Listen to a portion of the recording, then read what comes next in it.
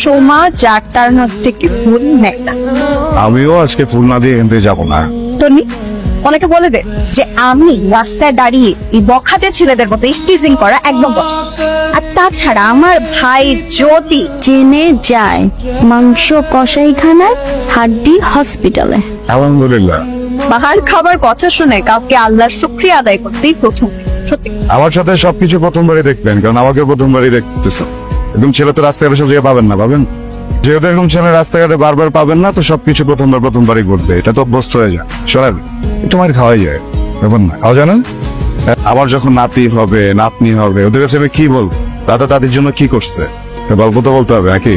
বিবেক যদি থেকেই থাকে তাহলে আবেগের এই লাগামহীন ঘোড়ায় চড়ার স্বপ্ন মাইটের খাওয়ার ভয় পেয়ে না সমান প্রেম করতে আসে।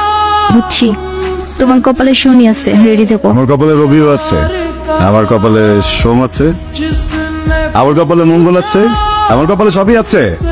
কবি বলেছেন না, একবার না পারিলে 100বার, আমি 100বার চেষ্টা করবো।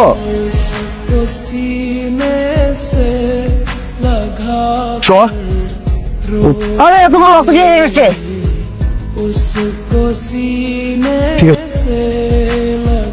হ্যালো টনি, ওই রুমালটা আমার। সেটা তোর রুমাল? হ্যাঁ, আর এটা আমি 2 বছর আগে হারিয়ে ফেলেছিলাম, কিন্তু সেটা শান্তার কাছে কিভাবে গেল? বিনা পয়সায় হাত দেখে পক্ষে বাবা। বিনা পয়সায় ভাগ্য দেখা যায়? অবশ্যই দেখা যায়। আমার ভাগ্যটা একটু দেখে দেন না। অবশ্যই। ইনান আমার হাত। প্রেম হবে